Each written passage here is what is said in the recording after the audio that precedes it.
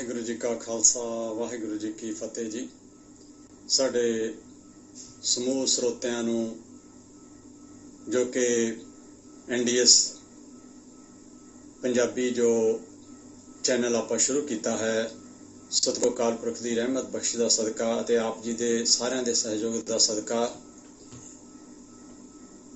जिसका मेन मंतव है कि मनुखता की सेवा रब की सेवा अते बिना दवाई दे संसार जो आपा ये मंतव रखा है। सो सारिਆਂ ਨੂੰ दास वालों फतेह प्रवान होवे जी।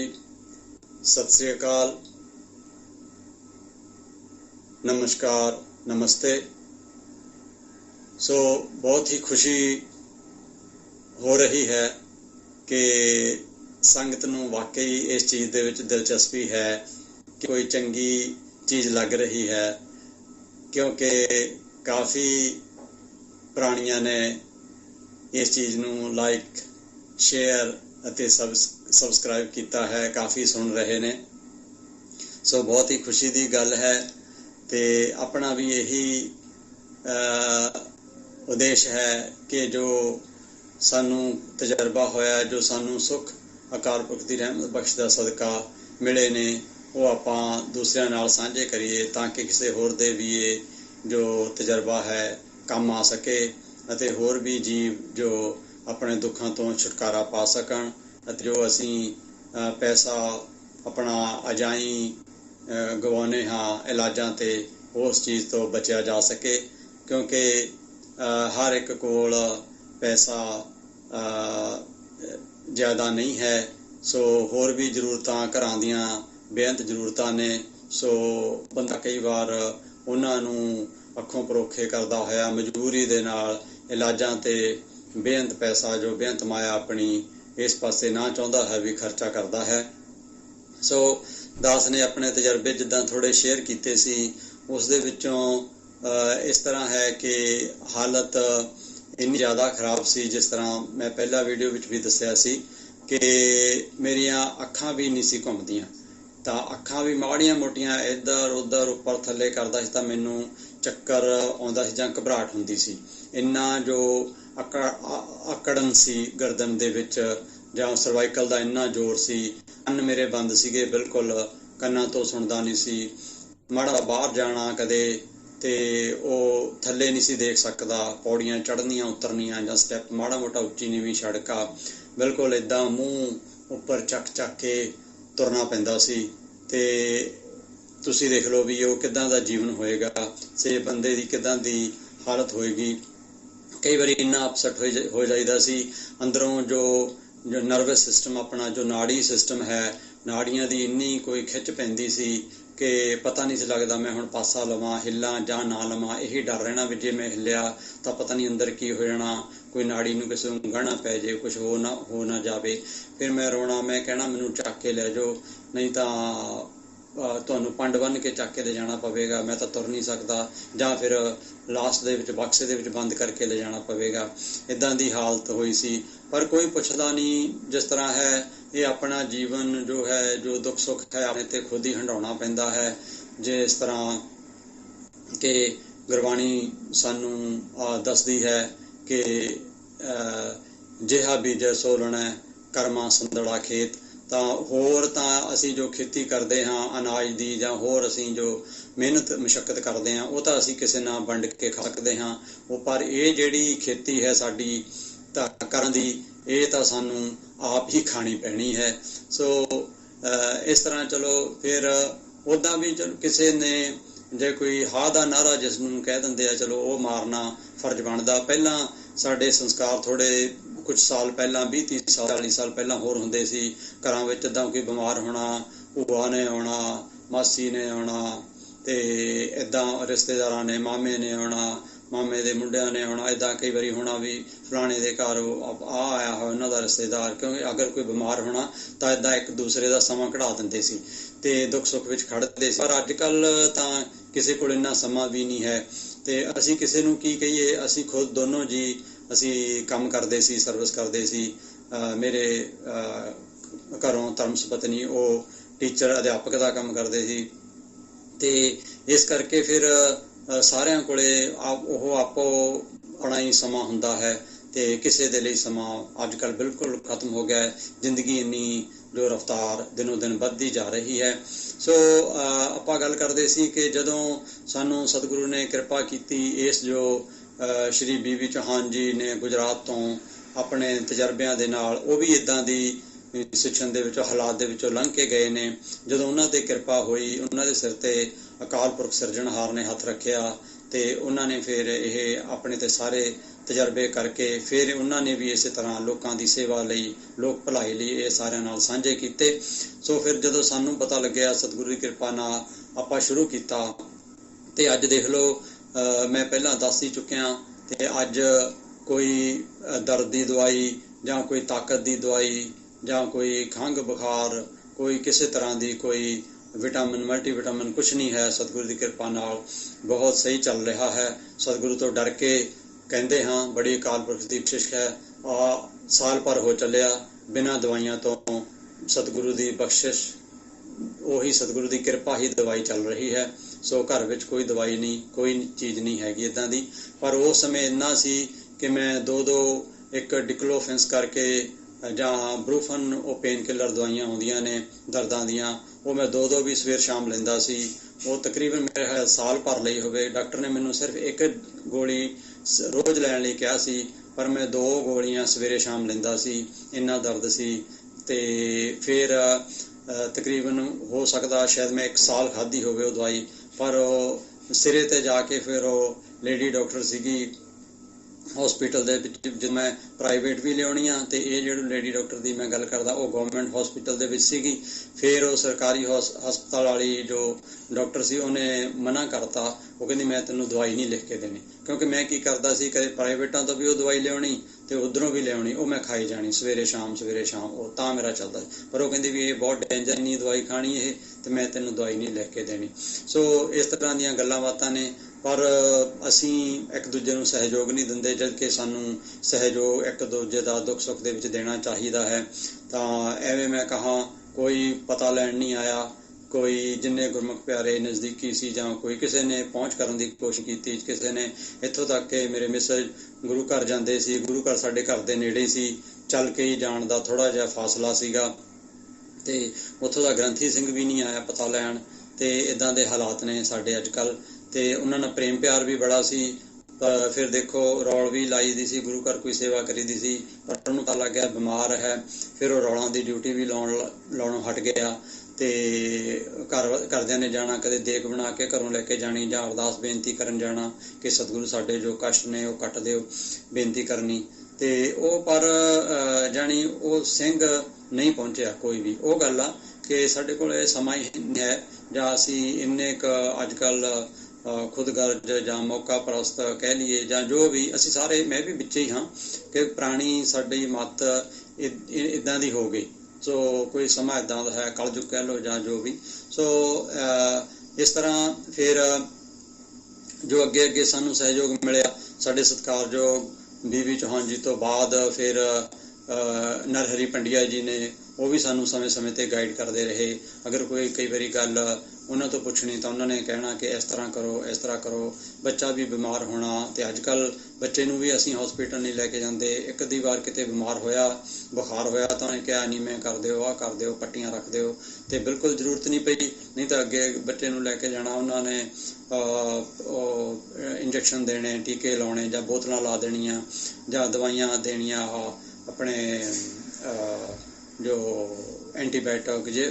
ਪਰ ਐਤਕੀ ਉਹ ਕੋਈ ਜ਼ਰੂਰਤ ਨਹੀਂ ਪਈ। ਇੱਕ ਵਾਰ ਇਸ ਪੀਰੀਅਡ ਦੇ ਵਿੱਚ, ਸਮੇਂ ਵਿੱਚ ਬਿਮਾਰ ਹੋਇਆ ਸੀ, ਤੇ ਫਿਰ ਬੜੀ ਸਤਿਗੁਰੂ ਦੀ ਹੁਣ ਤੱਕ ਬਖਸ਼ਿਸ਼ ਕਿਰਪਾ ਬਣੀ ਰਹੀ ਹੈ। ਸੋ ਇੱਦਾਂ ਦੀਆਂ ਬੇਨਤੀਆਂ ਹੈ ਸਾਰਿਆਂ ਨੂੰ। ਤਾਂ ਸਾਰੇ ਆਪਣਾ ਥੋੜ੍ਹਾ ਖਾਣ ਪੀਣ ਵੱਲ ਆਪਾਂ ਰਲ ਕੇ ਧਿਆਨ ਦੇਈਏ, ਕਿਉਂਕਿ ਪਹਿਲਾਂ ਜੋ ਖਾਣ ਪੀਣ ਸੀ ਸਾਡਾ ਰਿਸ਼ਟ ਪੁਸ਼ਟ ਸੀ, ਜੀਵਨ ਵੀ ਸਾਡਾ ਵਧੀਆ ਸੀ, ਹਵਾ ਪਾਣੀ ਵੀ ਸੋਹਣਾ ਸੀ। ਉਸ ਟਾਈਮ ਜੋ ਸਾਡੀਆਂ ਖੁਰਾਕਾਂ ਸੀਗੀਆਂ ਉਹ ਦੇਸੀ ਦੀ ਤਰ੍ਹਾਂ ਸੀ।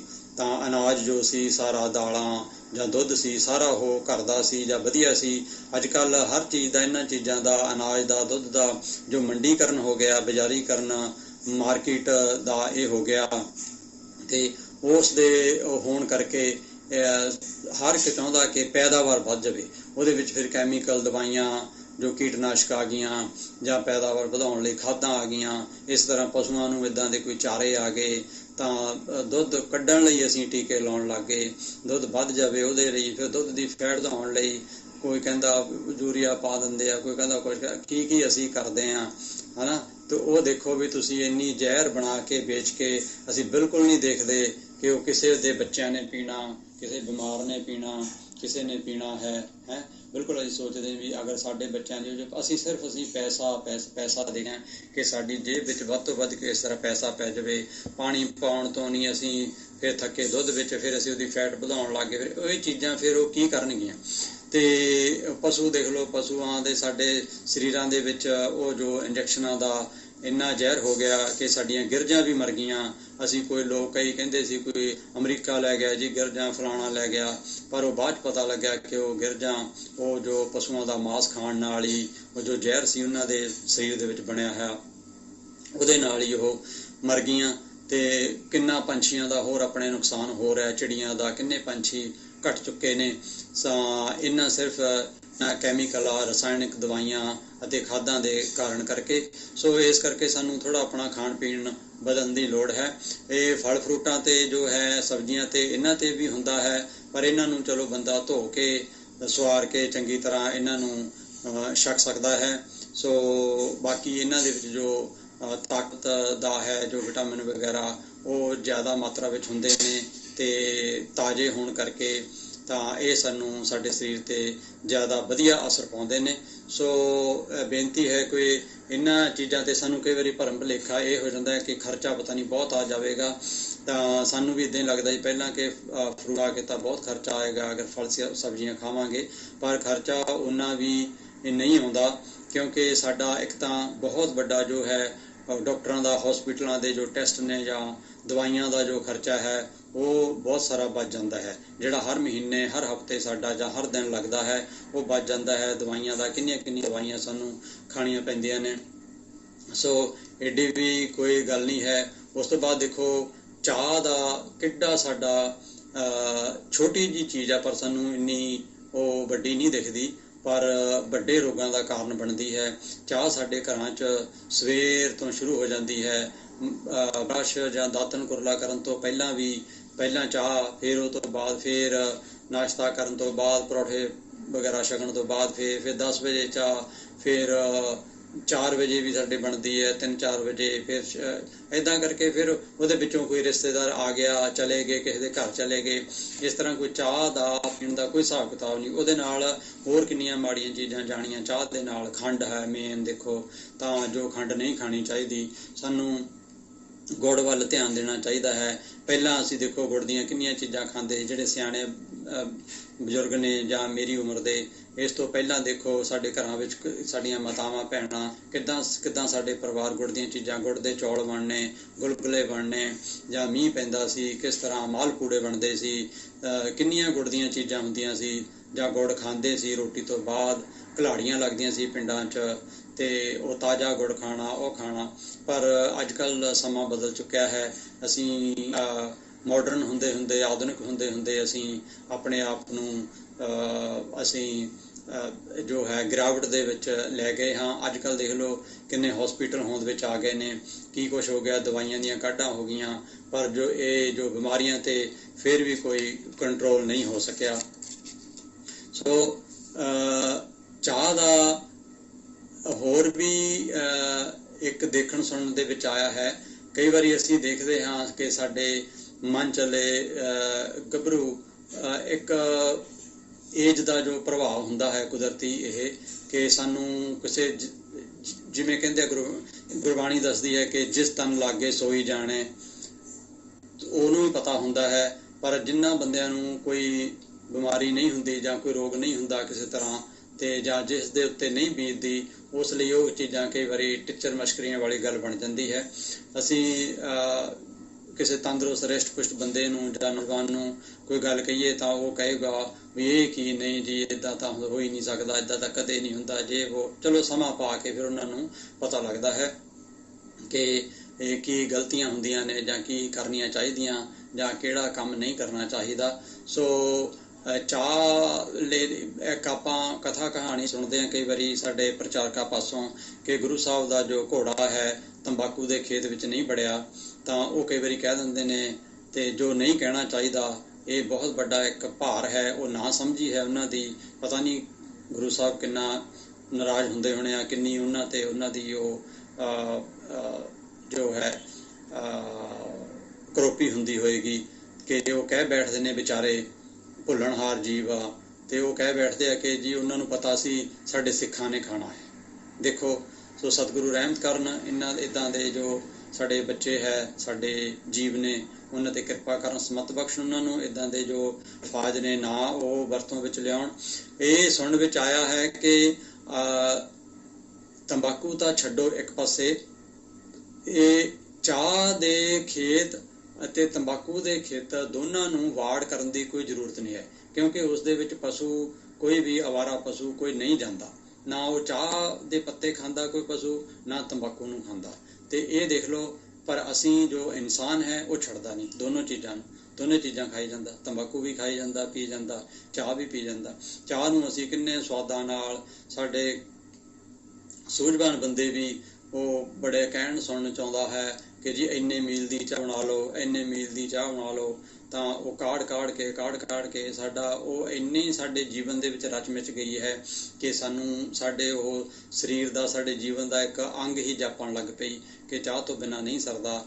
ਜਦ ਕਿ ਚਾਹ ਕਿਸੇ ਸਮੇਂ ਦੱਸਦੇ ਆ ਕਿ ਇਹ ਗੋਰਿਆਂ ਦੇ ਆਉਣ ਦੇ ਨਾਲ ਜੋ ਉਹ ਕੰਪਨੀ ਆਈ ਸੀ, ਈਸਟ ਇੰਡੀਆ ਕੰਪਨੀ, ਤਾਂ ਉਹ ਜਦੋਂ ਚਾਹ ਦਾ ਉਹਨਾਂ ਨੇ ਜੋ ਸਾਡੇ ਭਾਰਤ ਦੇ ਵਿੱਚ ਜੋ ਇਹ ਪ੍ਰਚਾਰ ਕੀਤਾ ਹੈ, ਕਿਸ ਤਰ੍ਹਾਂ ਕਿ ਉਹ ਚੌਂਕਾਂ ਦੇ ਵਿੱਚ ਕਹਿੰਦੇ ਖੜ੍ਹਦੇ ਸੀ, ਉੱਥੇ ਖੜ੍ਹ ਕੇ ਉਹ ਚਾਹ ਦੇ ਟੇਸਟ ਕਰਾਉਂਦੇ ਸੀ, ਫ੍ਰੀ ਦੇ ਵਿੱਚ ਉਹ ਮੁਫਤ ਦੇ ਵਿੱਚ ਚਾਹ ਵੰਡਦੇ ਸੀ ਲੋਕਾਂ ਨੂੰ।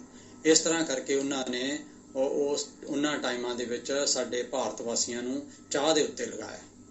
ਤੇ ਉਸ ਤੋਂ ਪਹਿਲਾਂ ਸਾਡੇ ਘਰਾਂ ਦੇ ਵਿੱਚ ਸੀ, ਦੁੱਧ ਸੀ, ਦਹੀਂ ਸੀ, ਲੱਸੀ ਸੀ, ਇਹਨਾਂ ਚੀਜ਼ਾਂ ਦਾ ਪ੍ਰਯੋਗ ਹੁੰਦਾ ਸੀ, ਪਰ ਉਹਨਾਂ ਨੇ ਫਿਰ ਚਾਹ ਉੱਤੇ ਲਾਤਾ ਸਾਨੂੰ। ਸੋ ਇਸ ਚੀਜ਼ ਤੋਂ ਸਾਨੂੰ ਬਚਣ ਦੀ ਲੋੜ ਹੈ, ਕਿਉਂਕਿ ਇਹਦੇ ਵਿੱਚ ਨਸ਼ੇ ਦੀ ਤਰ੍ਹਾਂ ਕੈਫੀਨ ਕਰਕੇ ਉਹ ਚੀਜ਼ ਆਉਂਦੀ ਹੈ। ਸੋ ਸਾਨੂੰ ਇਹਨਾਂ ਚੀਜ਼ਾਂ ਤੋਂ ਬਚਣ ਦੀ ਲੋੜ ਹੈ ਜੋ ਸਾਡੇ ਸਰੀਰ 'ਤੇ ਬੁਰਾ ਪ੍ਰਭਾਵ ਪਾਉਂਦੀ ਹੈ। ਸੋ ਇਹਨਾਂ ਹੀ ਬੇਨਤੀਆਂ ਦੇ ਨਾਲ ਦਾਸ ਸਮੂਹ ਸੰਗਤ ਨੂੰ ਇੱਕ ਹੋਰ ਬੇਨਤੀ ਕਰਦਾ ਹੈ ਕਿ ਅਗਰ ਚਾਹ ਤੋਂ ਨਹੀਂ ਰੁਕ ਹੁੰਦਾ ਹੈ ਨਾ, ਫਿਰ ਆਪਾਂ ਜਿਸ ਤਰ੍ਹਾਂ ਪੁਰਾਣੇ ਸਮਿਆਂ 'ਚ ਤੇ ਸਾਡੇ ਬਜ਼ੁਰਗ ਦੱਸਦੇ ਸੀ ਕਿ ਆਪਾਂ ਸੌਂਫ, ਅਜਵੈਣ ਉਹ ਉਬਾਲ ਕੇ ਵੀ ਲੈਣੀ, ਜਾਂ ਲੌਂਗ ਇਲਾਇਚੀਆਂ, ਵੱਡੀ ਛੋਟੀ ਇਲਾਇਚੀ, ਦਾਲਚੀਨੀ ਵਗੈਰਾ, ਜਾਂ ਅਦਰਕ ਤੇ ਹਲਦੀ। ਤੇ ਇਹ ਚੀਜ਼ਾਂ ਅੱਜ ਕੱਲ੍ਹ ਜਿਵੇਂ ਹੁਣ ਉਹ ਕਰੋਨਾ ਦਾ ਕਹਿਰ ਜੋ ਬਿਮਾਰੀ ਚੱਲ ਰਹੀ ਹੈ, ਉਸ ਦੇ ਵਿੱਚ ਵੀ ਸਾਡੇ ਸੂਝਵਾਨ ਕਈ ਗੁਰਮੁਖ ਪਿਆਰੇ ਇਸ ਚੀਜ਼ ਦਾ ਪ੍ਰਚਾਰ ਕਰਦੇ ਨੇ। ਤੇ ਇਹ ਕਾੜੇ ਬਣਾ ਕੇ ਉੱਦਾਂ ਵੀ ਪੀਤੇ ਜਾ ਸਕਦੇ ਆ ਨੋਰਮਲ ਜ਼ਿੰਦਗੀ 'ਚ, ਪਰ ਇਹਦੇ ਵਿੱਚ ਵੀ ਇਹ ਜੋ ਹੁਣ ਭਿਆਨਕ ਸਮਾਂ ਚੱਲ ਰਿਹਾ, ਉਹਦੇ ਵਿੱਚ ਵੀ ਇਹ ਚੀਜ਼ ਬਹੁਤ ਸੋਹਣਾ ਸਹਿਯੋਗ ਦਿੰਦੀ ਹੈ ਤੇ ਕਿ ਇਹਨਾਂ ਚੀਜ਼ਾਂ ਨੂੰ ਉਬਾਲ ਕੇ ਕਾੜਿਆਂ ਦੇ ਰੂਪ ਦੇ ਵਿੱਚ ਪੀਤਾ ਜਾਵੇ। ਪਰ NDS ਜੋ ਕਹਿੰਦਾ ਹੈ ਕਿ ਅਗਰ ਇਹ ਚੀਜ਼ਾਂ ਅਸੀਂ ਕੱਟੇ ਰੂਪ 'ਚ ਵੀ ਖਾਈਏ ਤਾਂ ਵੀ ਇਹ ਭਿਆਨਕ ਬਿਮਾਰੀ ਸਾਡੇ ਨੇੜੇ ਨਹੀਂ ਆਉਂਦੀ। ਤਾਂ ਅਸੀਂ ਇਹ ਚੀਜ਼ਾਂ ਕੱਚੀਆਂ ਵੀ ਖਾ ਸਕਦੇ ਹਾਂ, ਲੌਂਗ ਇਲਾਇਚੀਆਂ, ਜਾਂ ਅਸੀਂ ਜੋ ਕੋਈ ਚੀਜ਼ਾਂ ਅਸੀਂ ਆਪਣੇ ਲਈ ਬਣਾਉਂਦੇ ਹਾਂ, ਕੱਚਾ ਖਾਣਾ ਜੋ ਬਣਾਉਂਦੇ ਹਾਂ ਉਹਦੇ ਵਿੱਚ ਪਾ ਸਕਦੇ ਹਾਂ ਲੌਂਗ ਇਲਾਇਚੀਆਂ, ਦਾਲਚੀਨੀ ਵਗੈਰਾ, ਤੇ ਇਹ ਕੱਚਾ ਵੀ ਖਾਧਾ ਜਾ ਸਕਦਾ ਹੈ। ਸੋ ਇਹਨਾਂ ਹੀ ਬੇਨਤੀਆਂ ਦੇ ਨਾਲ ਦਾਸ ਖਿਮਾ ਦਾ ਜਾਚਕ ਹੈ ਇੱਕ ਵਾਰ ਫੇਰ ਸਮੂਹ ਸੰਗਤ ਦਾ, ਸਮੂਹ ਦੇਖਣ ਸੁਣਨ ਵਾਲਿਆਂ ਦਾ, ਇਸ ਚੈਨਲ ਨੂੰ ਪਸੰਦ ਕਰਨ ਵਾਲਿਆਂ ਦਾ ਦਿਲੋਂ ਹਾਰਦਿਕ ਧੰਨਵਾਦ ਹੈ ਸਾਰਿਆਂ ਦਾ। ਸੋ ਬੇਨਤੀ ਹੈ ਇਸੇ ਤਰ੍ਹਾਂ ਇਸ ਚੀਜ਼ ਨੂੰ ਅੱਗੇ ਵਧਾ ਕੇ ਲੈ ਕੇ ਜਾਣਾ ਹੈ ਆਪਾਂ। ਅਜੇ ਫਲਾਈਟਾਂ ਨਹੀਂ ਚੱਲੀਆਂ, ਬਹਿਰੀਨ ਦੇ ਵਿੱਚ ਹੀ ਹੈ ਪਰਿਵਾਰ। ਸੋ ਕੋਸ਼ਿਸ਼ ਕਰਾਂਗੇ ਇਸ ਤੋਂ ਅਗਲਾ ਜੋ ਵੀਡੀਓ ਹੈ ਕਿ ਇਹ ਪਾਵਾਂਗੇ ਆਪਾਂ ਕਿ ਅਨੀਮਾ ਕਿਸ ਤਰ੍ਹਾਂ ਕਰਨਾ ਹੈ। ਫਿਰ ਜੂਸਾਂ ਦਾ ਵੀ ਦੱਸਣਾ ਹੈ ਜਿਹੜਾ ਅਸੀਂ 12 ਵਜੇ ਤੱਕ ਅਸੀਂ ਨਾ ਖਾ ਕੇ ਉਹ ਜੋ ਗ੍ਰੀਨ ਜੂਸ ਪੀਣਾ ਹੈ, ਉਸ ਤੋਂ ਬਾਅਦ ਦੂਸਰਾ, ਕਿਉਂਕਿ ਸਾਨੂੰ ਅਸੀਂ ਭਰ ਪੇਟ ਖਾਣ ਗਿੱਜੇ ਹੋਏ ਹਾਂ, ਤੇ ਜਦ ਕਿ ਸਾਨੂੰ ਗੁਰੂ ਸਾਹਿਬ ਨੇ ਘੱਟ ਖਾਣ ਲਈ ਕਿਹਾ ਹੈ। ਜਿਸ ਤਰ੍ਹਾਂ ਦੂਸਰੇ ਧਰਮਾਂ ਦੇ ਵਿੱਚ ਵਰਤ ਆਉਂਦੇ ਨੇ, ਇਸਲਾਮ ਦੇ ਵਿੱਚ ਰੋਜ਼ੇ ਆਉਂਦੇ ਨੇ, ਤਾਂ ਈਸਾਈ ਧਰਮ ਦੇ ਵਿੱਚ ਵੀ ਉਹ 40 ਦਿਨ ਦਾ ਕੋਈ ਵਰਤ ਰੱਖਦੇ ਨੇ। ਇਸ ਤਰ੍ਹਾਂ ਹਰ ਸਾਡੇ ਹਿੰਦੂ ਧਰਮ ਦੇ ਵਿੱਚ ਵਰਤ ਆਉਂਦੇ ਰਹਿੰਦੇ ਨੇ, ਪਰ ਸਾਡੇ ਸਿੱਖ ਧਰਮ ਦੇ ਵਿੱਚ ਵਰਤ ਤਾਂ ਇਸ ਤਰ੍ਹਾਂ ਦੀ ਚੀਜ਼ ਨਹੀਂ ਆਉਂਦੀ ਸਾਨੂੰ, ਪਰ ਗੁਰੂ ਸਾਹਿਬ ਨੇ ਸਾਨੂੰ ਘੱਟ ਖਾਣ ਲਈ ਕਿਹਾ ਹੈ। ਤਾਂ ਜਿਸ ਤਰ੍ਹਾਂ ਗੁਰਬਾਣੀ ਵਿੱਚ ਆਉਂਦਾ ਹੈ, ਖੰਡਿਤ ਨਿੰਦਰਾ ਅਲਪ ਆਹਾਰੰ ਨਾਨਕ ਤਤ ਵਿਚਾਰੋ। ਸਿੱਧ ਗੋਸ਼ਟ ਵਿੱਚ ਗੁਰੂ ਨਾਨਕ ਪਾਤਸ਼ਾਹ ਨੇ ਗੱਲਬਾਤ ਕੀਤੀ ਹੈ। ਤੁਸੀਂ ਸਾਰੇ ਸਿਆਣੇ ਭਲੀ ਭਾਂਤ ਜਾਣਦੇ ਹੋ ਇਹਨਾਂ ਚੀਜ਼ਾਂ ਨੂੰ ਗੁਰਮੁਖ ਪਿਆਰੇ। ਤੇ ਗੁਰੂ ਗੋਬਿੰਦ ਸਿੰਘ ਜੀ ਨੇ ਵੀ ਬਖਸ਼ਿਸ਼ ਕੀਤੀ ਹੈ, ਉਹਨਾਂ ਨੇ ਵੀ ਘੱਟ ਖਾਣ ਲਈ ਸਾਨੂੰ ਉਪਦੇਸ਼ ਕੀਤਾ ਹੈ। ਅਲਪ ਆਹਾਰ ਸੁਲਪ ਸੀ ਨਿੰਦਰਾ ਦਇਆ ਛਿਮਾ ਤਨ ਪ੍ਰੀਤ। ਸੋ ਅਲਪ ਆਹਾਰ ਖਾਣ ਦੀ ਗੱਲ ਕੀਤੀ ਹੈ, ਥੋੜ੍ਹੀ ਸੌਣ ਬਾਰੇ ਕਿਹਾ ਹੈ। ਤੇ ਇਸੇ ਤਰ੍ਹਾਂ ਗੁਰਬਾਣੀ ਦੇ ਵਿੱਚ ਆਉਂਦਾ ਹੈ ਕਿ ਹਉ ਤਿਸ ਘੋਲ ਘੁਮਾਇਆ ਥੋੜ੍ਹਾ ਸਵੈ ਥੋੜ੍ਹਾ ਹੀ ਖਾਵੈ। ਇਹ ਗੁਰਸਿੱਖ ਦੀ ਜੋ ਨਿਸ਼ਾਨੀ ਦੱਸੀ ਹੈ। ਇੱਕ ਜਗ੍ਹਾ ਹੋਰ ਆਉਂਦਾ ਹੈ ਕਿ ਬਾਣੀ ਹੋਰ ਵੀ ਸਾਨੂੰ ਉਪਦੇਸ਼ ਕਰਦੀ ਹੈ ਕਿ ਥੋੜ੍ਹਾ ਖਾਣ ਦੇ ਬਾਰੇ ਦੇ ਵਿੱਚ ਸਾਨੂੰ ਜੋ ਗੁਰੂ ਸਾਹਿਬ ਦਾ ਉਪਦੇਸ਼ ਹੈ, ਪਰ ਸਾਡੀ ਜੋ ਅੱਜ ਦੀ ਮਾਨਸਿਕ ਸਥਿਤੀ ਜਾਂ ਸਾਡਾ ਜੋ ਵਿਵਹਾਰ ਅੱਜ ਸਾਡਾ ਬਣ ਗਿਆ ਹੈ, ਉਹ ਹੈ ਕਿ ਖਾਣ 'ਤੇ ਸਾਡਾ ਜ਼ਿਆਦਾ ਧਿਆਨ ਹੈ। ਅੱਜ ਕੱਲ੍ਹ ਸਵਾਦਿਸ਼ਟ ਜੋ ਚੀਜ਼ਾਂ ਵੱਲ, ਜੀਭ ਦੇ ਸਵਾਦ ਜਾਂ ਸਾਡੇ ਜੋ ਨੱਕ ਦੀਆਂ ਸੁਗੰਧੀਆਂ ਸਾਨੂੰ ਖਾਣਿਆਂ ਦੀਆਂ ਆਉਂਦੀਆਂ ਨੇ, ਅੱਖਾਂ ਨਾਲ ਦਾ ਜੋ ਅਸੀਂ ਦੇਖਦੇ ਹਾਂ, ਤਾਂ ਸ਼ਿੰਗਾਰਿਆ ਹੋਇਆ ਖਾਣਾ, ਰੰਗ ਬਿਰੰਗਾ ਖਾਣਾ, ਤਾਂ ਤਲਿਆ ਭੁੱਜਿਆ ਹੋਇਆ, ਤਾਂ ਸਾਡਾ ਉਹ ਮਨ ਲਲਚਾਉਂਦਾ ਹੈ ਉਹ ਖਾਣ ਪੀਣ ਲਈ। ਸੋ ਗੁਰੂ ਸਾਹਿਬ ਨੇ ਸਾਨੂੰ ਵਰਜਿਤ ਕੀਤਾ ਹੈ ਕਿ ਉਹ ਖਾਣਾ ਨਹੀਂ ਖਾਣਾ ਜੋ ਸਾਨੂੰ ਸਰੀਰ ਦੇ ਵਿੱਚ ਰੋਗ ਪੈਦਾ ਕਰਦਾ ਜਾਂ ਵਿਕਾਰ ਪੈਦਾ ਕਰਦਾ ਹੈ। ਤੇ ਇਸੇ ਤਰ੍ਹਾਂ ਗੁਰਬਾਣੀ ਕਹਿੰਦੀ ਹੈ, ਜ਼ਿਆਦਾ ਖਾਣ ਤੋਂ ਪੇਟ ਭਰਿਓ ਪਸ਼ੂਆਂ ਜਿਹਾ ਸੋਇਓ ਮਨੁੱਖ ਜਨਮ ਹੈ ਹਾਰਿਓ। ਸੋ ਇਸ ਤਰ੍ਹਾਂ ਪਸ਼ੂਆਂ ਦੀ ਤਰ੍ਹਾਂ ਪੇਟ ਭਰਨ ਦਾ ਸਾਨੂੰ, ਕਿਉਂਕਿ ਅਸੀਂ ਇਨਸਾਨ ਹਾਂ, ਮਨੁੱਖ ਹਾਂ, ਸਾਨੂੰ ਸੋਝੀ ਹੈ। ਸੋ ਸਾਨੂੰ ਇਹ ਦੇਖਣਾ ਚਾਹੀਦਾ ਹੈ ਕਿ ਅਸੀਂ ਕਿੰਨਾ ਖਾਣਾ ਹੈ, ਕੀ ਖਾਣਾ ਹੈ, ਕੀ ਨਹੀਂ ਖਾਣਾ ਹੈ। ਪਰ ਅੱਜ ਕੱਲ੍ਹ ਦਾ ਜੋ ਮਾਹੌਲ ਹੈ ਹੋਰ ਤਰ੍ਹਾਂ ਬਣ ਗਿਆ ਹੈ। ਸੋ ਇਸੇ ਤਰ੍ਹਾਂ ਸਾਨੂੰ ਸਤਿਗੁਰੂ ਉਪਦੇਸ਼ ਕਰਦੇ ਨੇ, ਪਰ ਸਾਡੀ ਜੋ ਅੱਜ ਦੀ ਜੋ ਬਿਰਥਾ ਹੈ ਉਹ ਇਸ ਗੁਰਬਾਣੀ ਦੀ ਤੁਕ 'ਤੇ ਬਿਲਕੁਲ ਢੁਕਦੀ ਹੈ ਕਿ ਸਾਡਾ ਜੋ ਪੂਰਾ ਜ਼ੋਰ ਹੈ, ਅਸੀਂ ਜੋ ਕੀ ਸਮਝਦੇ ਹਾਂ ਕਿ ਸਾਡਾ ਜੋ ਜੀਵਨ ਹੈ ਜਾਂ ਜੀਵਨ ਦਾ ਮਨੋਰਥ ਹੈ, ਸ਼ਾਇਦ ਇਹੀ ਹੈ ਕਿ ਖਾਣਾ ਪੀਣਾ ਹੱਸਣਾ ਸੌਣਾ। ਜੋ ਅਸੀਂ ਆਮ ਤੌਰ 'ਤੇ ਅਸੀਂ ਕਹਿ ਦਿੰਦੇ ਹਾਂ ਕਿ ਜ਼ਿੰਦਗੀ ਮਿਲੀ ਹੈ, ਐਸ਼ ਕਰੋ, ਖਾਓ ਪੀਓ, ਭੰਗੜੇ ਪਾਓ, ਨੱਚੋ ਟੱਪੋ, ਸ਼ਾਇਦ ਇਸੇ ਲਈ ਮਿਲੀ ਹੈ। ਇਹ ਜੀਵਨ ਵਾਰ-ਵਾਰ ਨਹੀਂ ਮਿਲਣਾ। ਅੱਜ ਕੱਲ੍ਹ ਦੀ ਪੀੜ੍ਹੀ ਜੋ ਕਹਿੰਦੀ ਹੈ ਇੰਜੋਏ ਕਰੋ ਜੀ, ਇੰਜੋਏ ਕਰੋ ਜੀ, ਤਾਂ ਉਹ ਉਸ ਬਾਰੇ ਬਿਲਕੁਲ ਢੁਕਵੀਂ ਇਹ ਪੰਕਤੀ ਹੈ ਕਿ ਖਾਣਾ ਪੀਣਾ ਹੱਸਣਾ ਸੌਣਾ ਵਿਸਰ ਗਿਆ ਹੈ ਮਰਨਾ। ਮਰਨ ਤਾਂ ਅਸੀਂ ਵਿਸਾਰ ਹੀ ਦਿੱਤਾ ਹੈ ਕਿ ਅਸੀਂ ਤਾਂ ਇਹ ਜਗਤ ਨੂੰ ਸਥਾਈ ਮੰਨ ਲਿਆ ਹੈ ਕਿ ਉਹ ਮਰਦੇ ਨੇ ਤਾਂ ਹੋਰ ਹੀ ਕੋਈ ਮਰਦੇ ਨੇ, ਉਹਨਾਂ ਨੂੰ ਮੌਤ ਹੁੰਦੀ ਹੈ, ਸਾਨੂੰ ਤਾਂ ਸ਼ਾਇਦ ਆਉਣੀ ਹੀ ਨਹੀਂ ਤੇ ਅਸੀਂ ਤਾਂ ਕਿਤੇ ਜਾਣਾ ਹੀ ਨਹੀਂ। ਸੋ ਇਹੀ ਮਨੁੱਖ ਦੀ ਬਿਰਤੀ ਹੈ ਕਿ ਉਹ ਬਸ ਜੋ ਇਹ ਅਸਥਾਈ ਜੀਵਨ ਹੈ ਇਹਨੂੰ ਸਥਾਈ ਸਮਝ ਕੇ ਇਸੇ ਤੇ ਜੋ ਮਿਹਨਤ ਕਰਨ 'ਤੇ ਲੱਗਿਆ ਹੈ, ਘਰ ਬਾਰ ਬਣਾਉਣੇ ਤੇ ਆਪਣੇ ਜੋ ਹੈ ਦੁਨਿਆਵੀ ਪਦਾਰਥ ਇਕੱਠੇ ਕਰਨ ਦੀ ਹੋੜ ਦੇ ਵਿੱਚ, ਦੌੜ ਭੱਜ ਦੇ ਵਿੱਚ, ਬੱਚਿਆਂ ਦੀ ਖਾਤਰ, ਬੱਚਿਆਂ ਦੇ ਭਵਿੱਖ ਦੀ ਖਾਤਰ, ਆਪਣੇ ਕਿੰਨੀਆਂ ਚਿੰਤਾਵਾਂ ਦੇ ਵਿੱਚ ਬੰਦਾ ਇਹੀ ਸੋਚਦਾ। ਮਰਨ ਤਾਂ ਬਿਲਕੁਲ ਉਹ ਭੁਲਾਇਆ ਹੀ ਹੈ, ਉਹ ਤਾਂ ਸਮਾਂ ਯਾਦ ਹੀ ਨਹੀਂ ਹੈ ਕਿ ਇਸ ਦੁਨੀਆ ਤੋਂ ਜਾਣਾ ਹੈ। ਉਹ ਇੱਥੇ ਪੱਕਾ ਹੀ ਸੋਚ ਕੇ ਕਿ ਮੈਂ ਇੱਥੇ ਪੱਕਾ ਹੀ ਰਹਿਣਾ ਹੈ ਤੇ ਪੱਕੇ ਮਕਾਨ, ਪੱਕੀਆਂ ਚੀਜ਼ਾਂ ਅਸੀਂ ਬਣਾਈ ਜਾ ਰਹੇ ਹਾਂ। ਅਨਬ੍ਰੇਕੇਬਲ ਚੀਜ਼ਾਂ, ਅਸੀਂ ਭਾਂਡੇ ਅਨਬ੍ਰੇਕੇਬਲ ਦੇ ਦਿਓ ਜੀ ਸਾਨੂੰ, ਐਨਕਾਂ ਦੇ ਚਸ਼ਮੇ ਆ ਗਏ ਉਹ ਅਨਬ੍ਰੇਕੇਬਲ ਦੇ ਦਿਓ ਜੀ ਸਾਨੂੰ, ਘੜੀ ਦਾ ਡਾਇਲ ਅਸੀਂ ਅਨਬ੍ਰੇਕੇਬਲ ਆ ਜੀ, ਸ਼ੀਸ਼ਾ, ਇੱਦਾਂ ਅਸੀਂ ਚੀਜ਼ਾਂ ਦੇਖਦੇ ਹਾਂ ਕਿ ਜੀ ਘਰ ਦੇ ਵਿੱਚ ਜੇ ਸ਼ੀਸ਼ੇ ਦੀਆਂ ਚੀਜ਼ਾਂ ਲਈਏ ਉਹ ਅਨਬ੍ਰੇਕੇਬਲ ਹੋਵੇ, ਫੋਨਾਂ ਦੇ ਜੋ ਸਕਰੀਨ ਨੇ ਉਹ ਅਨਬ੍ਰੇਕੇਬਲ ਹੋਣ ਤੇ ਬੰਦਾ ਆਪਣਾ ਆਪ ਨਹੀਂ ਸੋਚਦਾ ਕਿ ਮੈਂ ਅਨਬ੍ਰੇਕੇਬਲ ਹਾਂ ਜਾਂ ਬ੍ਰੇਕੇਬਲ ਹਾਂ। ਸੋ ਸਤਿਗੁਰੂ ਸਾਡੇ ਤੇ ਰਹਿਮਤ ਬਖਸ਼ਿਸ਼ ਕਰਨ, ਇਹੀ ਇੱਕ ਸਾਨੂੰ ਸੋਝੀ ਬਖਸ਼ ਦੇਣ ਕਿ ਅਸੀਂ ਸਹਿਜ ਟਿਕਾਓ ਦੇ ਵਿੱਚ ਰਹਿ ਕੇ ਅਸੀਂ ਜੀਵਨ ਗੁਜ਼ਾਰ ਸਕੀਏ। ਕਿਉਂਕਿ ਖਾਣਾ ਖਾਣ ਦਾ ਅਸੀਂ ਦੇਖਿਆ ਕਿ ਖਾਣਾ ਜ਼ਿਆਦਾ ਖਾਣ ਨਾਲ ਕੀ ਕੋਈ ਤਾਕਤ ਆਉਂਦੀ ਹੈ? ਖਾਣਾ ਜ਼ਿਆਦਾ ਖਾਣ ਨਾਲ ਸਿਰਫ ਸੁਸਤੀ ਪੈਂਦੀ ਹੈ, ਨੀਂਦ ਆਉਂਦੀ ਹੈ, ਬਿਮਾਰੀਆਂ ਲੱਗਦੀਆਂ ਨੇ, ਇਹੀ ਹੈ। ਪਰ ਅਸੀਂ ਸੋਚਦੇ ਹਾਂ ਕਿ ਪਤਾ ਨਹੀਂ ਖਾਣਾ ਖਾਣ ਨਾਲ ਸਿਹਤ ਬਣਦੀ ਹੈ, ਤਾਕਤ ਆਉਂਦੀ ਹੈ ਅਤੇ ਅਸੀਂ ਜਾਂ ਸਾਡੇ ਵਿੱਚ ਚੁਸਤੀ ਫੁਰਤੀ ਆਉਂਦੀ ਹੈ। ਅਸੀਂ ਇਹੀ ਜ਼ਿਆਦਾਤਰ ਆਮ ਤੌਰ 'ਤੇ ਅਸੀਂ ਇਹੀ ਸੋਚਦੇ ਹਾਂ, ਜਦ ਕਿ ਖਾਣਾ ਖਾਣ ਦੇ ਨਾਲ ਇਹ ਚੀਜ਼ਾਂ ਨਹੀਂ ਆਉਂਦੀਆਂ।